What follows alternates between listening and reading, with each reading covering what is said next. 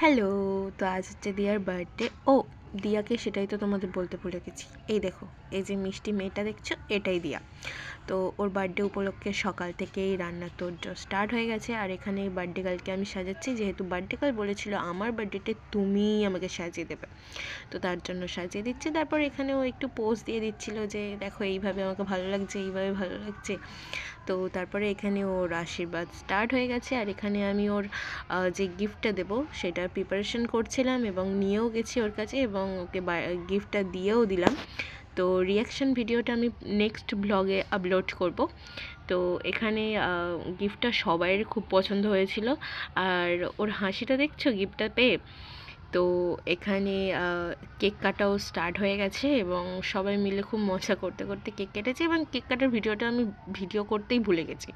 তো এখানে আমরা সবাই মিলে কেক খেয়ে নিলাম। আর বার্থডে গার্ল বলছিল যে আমাদেরকে একটু ক্যামেরাটা ঘোরাও, আমি একটু হাই বলবো।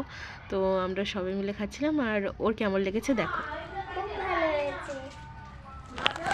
তো তারপর আমরা সব কিছু শেষে একটু মজা করে নিলাম। তো আজকের মতো টাটা।